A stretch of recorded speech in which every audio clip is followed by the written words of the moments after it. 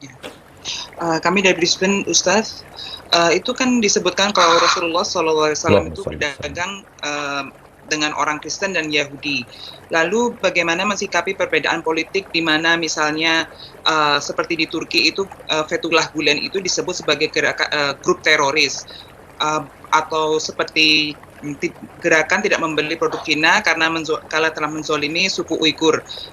Apakah ini termasuk tindakan yang takaluf? Kalau seandainya suami kita melarang, Afwan, bisa diulangin, bisa diulangin.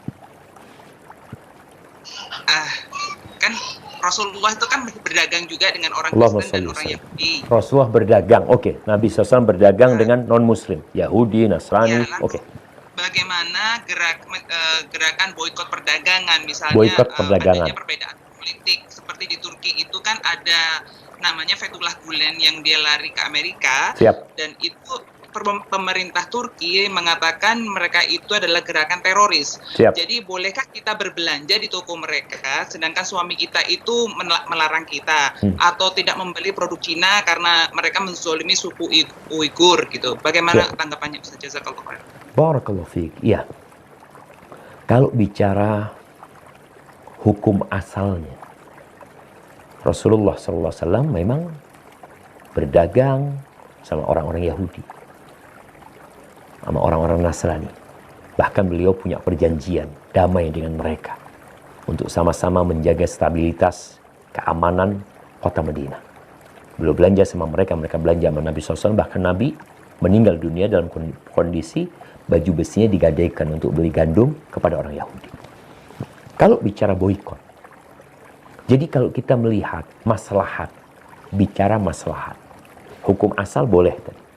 Kalau maslahat sekarang, kalau umpamanya ini musuh, dia akan menggunakan harta yang kita pakai umpamanya untuk memerangi kita sendiri.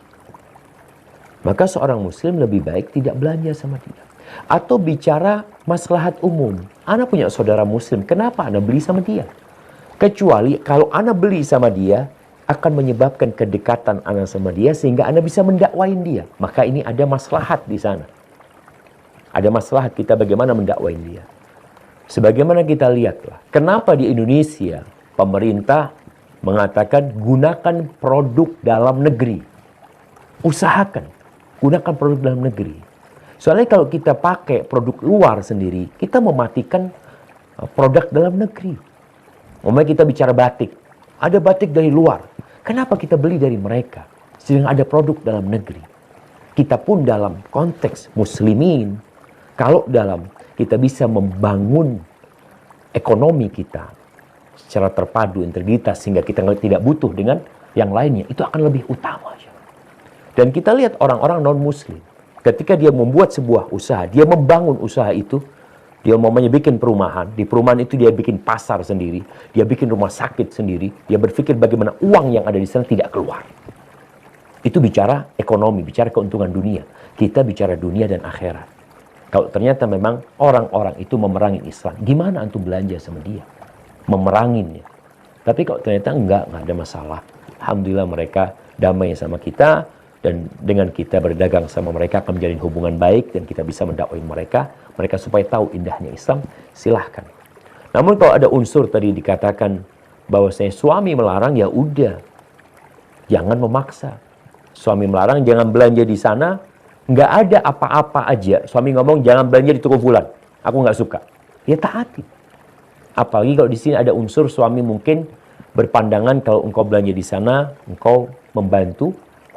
Artinya membantu mereka untuk memerangi umat Islam. Kalau ini berita benar ya, maka kita akan lebih semangat lagi untuk meninggalkannya. Tapi kalau nggak ada unsur apapun, hanya suami nggak suka, aku nggak suka engkau belanja di situ, ya sudah jangan belanja di sana. Seperti itu. Jadi secara hukum asal dagang itu boleh dengan non muslim, tapi tadi kalau dengan orang-orang kafir yang memusuhi umat Islam ya, kemudian kita nanti akan berdampak buruk kepada umat Islam, maka lebih baik ditinggalkan. Maka babnya bab melihat maslahat dan mudaratnya. Jangan sampai kita belanja sama orang-orang non-muslim, akhirnya dia menggunakan keuntungannya untuk memerangi kita. Sedangkan kita perlu memakmurkan ekonomi saudara-saudara kita. Kalau tadi kita bicara di Indonesia, kita berusaha untuk tidak membeli produk luar, kita menghidupkan produk dalam negeri. Seperti itu kiranya. Hadza wallahu a'lam bissawab. Nah.